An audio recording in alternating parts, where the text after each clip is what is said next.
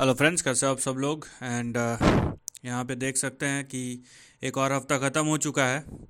और अगर आप निफ्टी का चार्ट देखेंगे जो कि आपके स्क्रीन पे है, तो देखिए बहुत सारे यहाँ पे आप कंक्लूजन्स निकाल सकते हैं, लेकिन मैं रेंज से बाहर नहीं जाना चाहता। वैसे कंक्लूजन्स तो है, और पॉजिटिव और नेगेटिव दोनों साइड में आपको दिखाई देंगे। लेकिन जो चीज़ फ़िलहाल नहीं हो रहा है उसके बारे में हम बात नहीं करेंगे, जो चीज़ हो रहा है उसके बारे में हम बात करेंगे। तो अगर आप निफ्टी का प्राइस चार्ट देखेंगे यहाँ पे, राइट, अगर आप निफ्टी का प्राइस चार्ट देखते हैं तो आपको कुछ इस प्रकार से नज़र आएगा कि बार बार तो नीचे जा रहा है, लेकिन ये जो प्राइस चार्ट है वो इंडिकेट कर रहा है कि एक लेवल से जाके या एक रेंज से जाके यहाँ पे आपको बाउंस बैक भी साथ ही साथ देखने भी मिल रहा है। ठीक है, तो दोनों साइड से ज़ोर पूरी तरीके से लगा हुआ है। और अगर आप निफ्टी का मूव या निफ्टी का प्राइस एनालिसिस देखेंगे, ये जिस तरीके से मूव कर रहा है, नो डाउट कहीं ना कहीं ये जो ट्रेंड है या जो लेवल्स है, बाज़ार जो है सपोर्ट करने की कोशिश कर रहा है। वो कैसे कर रहा है, आपको सेक्टर चर्निंग दिखेगा। कुछ दिन कोई सेक्टर चलते, क्योंकि हम निफ्टी की बात कर रहे हैं, कुछ दिन कोई सेक्टर चलते हैं, किसी दिन बैंक चल जाता है, किसी दिन आईटी चल जाता है, किसी दिन फार्मा, किसी दिन मेटल, किसी दिन सीमेंट। तो अपना अपना वेटेज के हिसाब से यहाँ पे बैलेंस होता है, जो कि अच्छी बात है। क्योंकि अग ये जो चीज़ है वो ये दर्शाता है कि अगर करेक्शन भी हुआ, आपके इंडेक्स में हो सकता है करेक्शन दिखे, क्योंकि वेटेज के हिसाब से वो एडजस्ट होगा, लेकिन बहुत सारे स्टॉक जो है ऊपर चले जाएंगे। ठीक है, बहुत सारे स्टॉक अच्छे खासे ऊपर चले जाएंगे, लेकिन इसका मतलब ये है कि नहीं है कि करेक्शन होगा ही नहीं। जहाँ पे बहुत सारे स्टॉक बढ़ चुके थे उनकी अच्छी खासी पिटाई भी होगी। तो फिलहाल जो आपका सपोर्ट है निफ्टी का, आप देख सकते हैं कि नीचे 24,100 का यहाँ पे सपोर्ट लेवल दिया हुआ है। और बाकी आप देखेंगे 23,896, 23,896, ये आपका स्टॉप लॉस है। और अगर निफ्टी जो है 23,896 के नीचे गया, तो यहाँ पे आपको बड़ा डाउनसाइड या फर्दर डाउनसाइड देखने मिले। बड़ा छोटा वो तो मार्केट डिसाइड करेगा, लेकिन डाउनसाइड देखने मिल सकता है। अभी जो निफ्टी का ट्रेंड है वो कुछ इस प्रकार से है कि नीचे 24,100 का सपोर्ट है और 23,896 इसका स्टॉप लॉस है। तो इन दोनों के नीचे नहीं जाइए।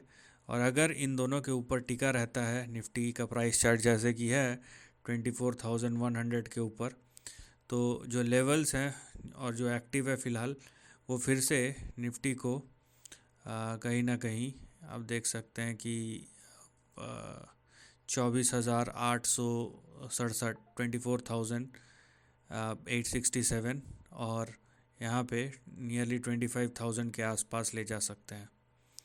तो फ़िलहाल तो रेंज बाउंड है, लेकिन ये रेंज कंडीशनल है। और यहाँ पे यही दिखा रहा है कि अगर ये 24,100 के ऊपर टिका रहा, तो फिर से 24,867 और 25,000 की, और जो निफ्टी का चार्ट है वो जा सकता है। हाँ, एक चीज़ जो आपको समझना है, जो यहाँ पे चार्ट्स को समझते हैं वो ऑब्ज़र्व कर ही रहे होंगे, और ये बहुत ही क्रूशल चीज़ है, ये आपको भी ऑब्ज़र्व करना पड़ेगा, या अगर नहीं जानते हैं तो आपको जानना चाहिए।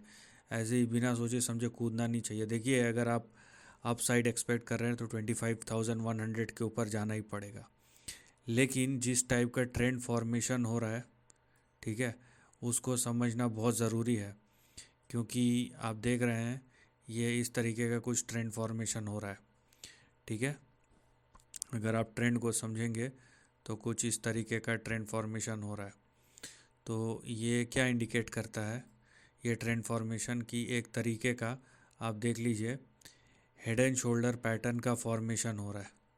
ठीक है, यहाँ पे आपको एक हेड एंड शोल्डर का, ठीक से बन नहीं रहा है, तो यहाँ पे आप देख रहे हैं कि एक हेड और एक शोल्डर बन चुका है। मेन जो है हेड बन चुका है और शोल्डर भी बन चुका है यहाँ पे।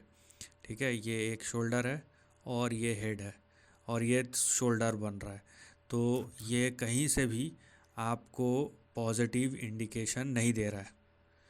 ठीक है, मैं एक तरफ ये तो बोल रहा हूँ कि भाई यहाँ पे आपको एक रेंज में निफ्टी का जो ट्रेंड है वो दिख रहा है और बार बार यहाँ पे बाउंस बैक हो रहे हैं, लेकिन आपको ये भी समझना पड़ेगा कि ये बाउंस बैक क्या है।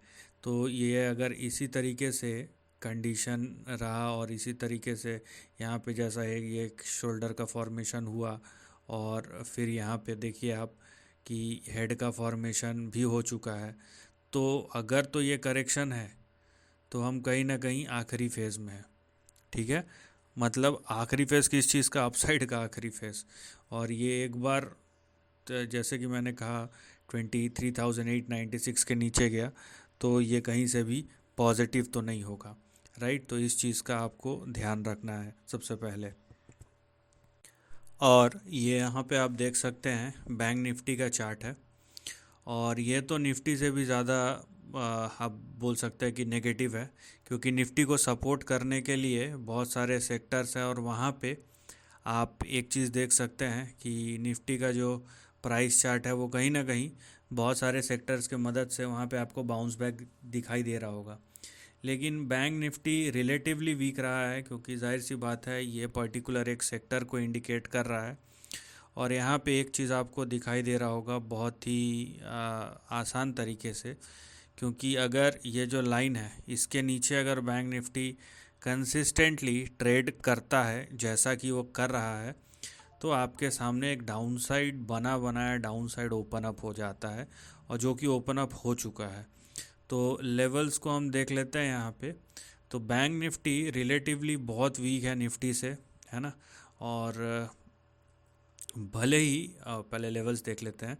तो 51,176 ये जो है ये आपका ऊपर टारगेट या आप रेजिस्टेंस बोल लीजिए वो है।